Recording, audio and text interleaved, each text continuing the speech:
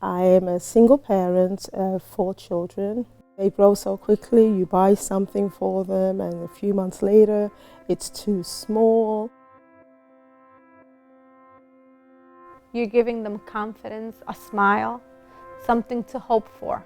They're not going to be freezing that day or that week.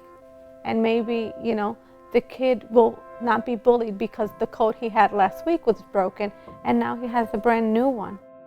The generosity that goes on in New York City is enormous. We have the wherewithal to do it, but sometimes we just don't think about, let's just go that extra step. I was fortunate. I was driven to that extra step because of compassion. I went through the loss of my son. I couldn't work.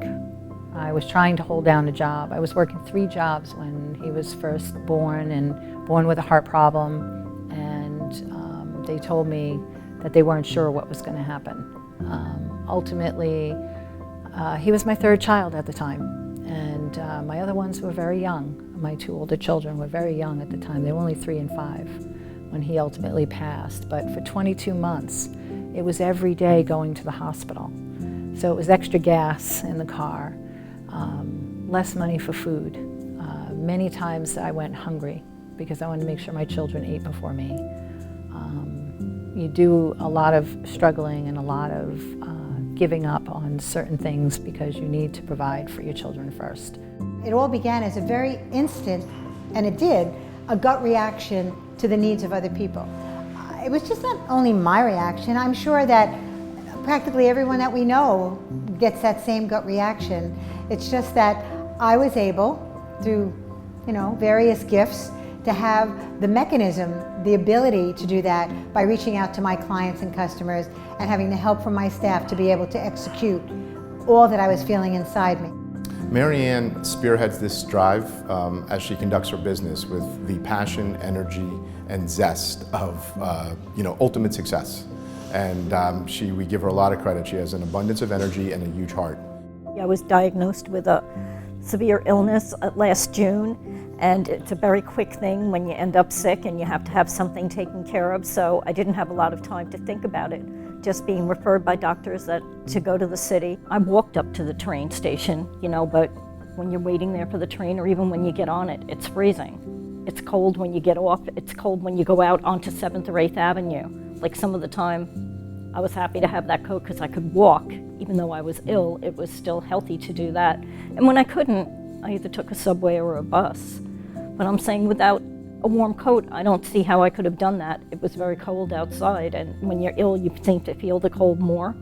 I have my team that works with me in real estate at Warburg. We gather together and we plan what we're going to do and how we're going to launch the drive each year. Over 3,000 cards are sent out every year for the drive.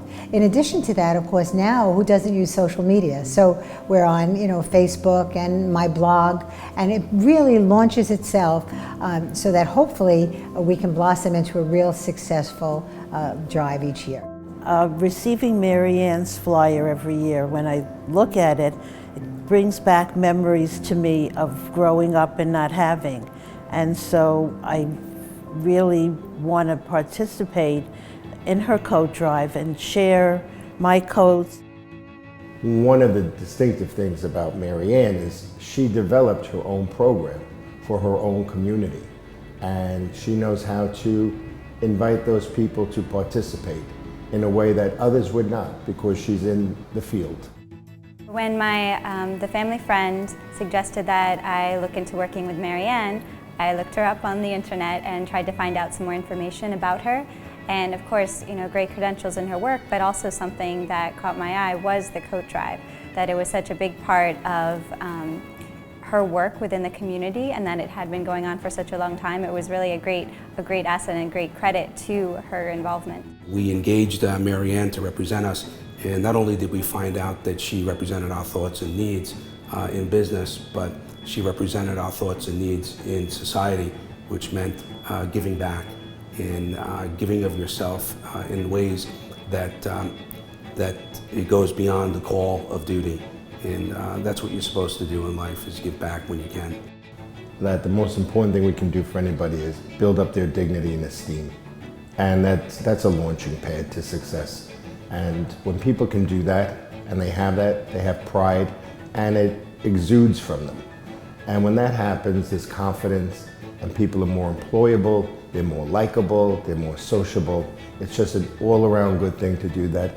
Unfortunately, is not really able to be measured, but experienced.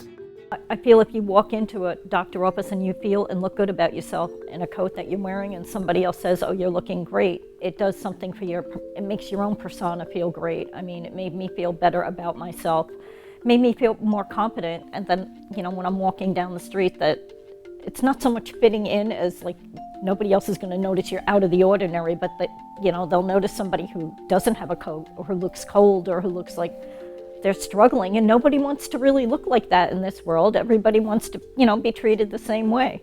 We will pick up the donation. We will make note of it. The pantry is more than willing to give a receipt of any kind for your tax return, and we take it to where we're storing them. Sometimes it's my offices, and my offices have been very, very charitable. Sometimes we have a mountain of coats in the office. Because it really takes so much time and effort to go. I mean, I didn't bring them to her. She came to my building, and my building is one building that she goes to. So to make that effort to go to every building, collect the coats. And of course, when we get large donations, for example, we about 4 years ago, Ross Stores connected with us.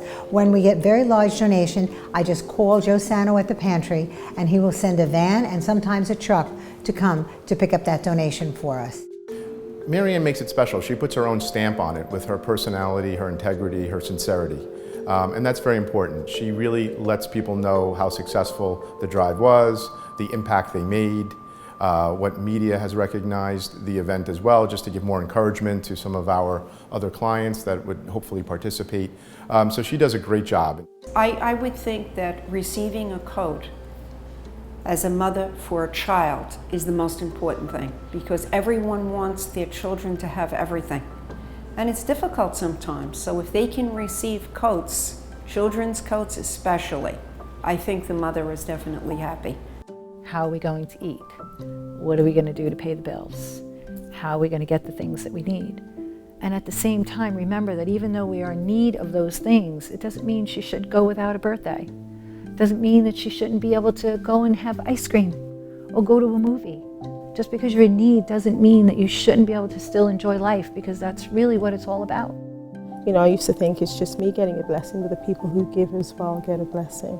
I just want to say thank you for providing the things that you do, and may God continue to bless you as He's blessing me through these coats. We say thank you to Mary Ann not only for representing us in a business transaction, but representing us in life's causes. Mary Ann, I'd like to say that you are an angel, and people like you are far and few between, but certainly a gift to people like us who have struggled. And just want to thank you from the bottom of my heart and my family's. Thank you so much. My grandmother gets coats for anybody that needs them, and that makes her a very special person.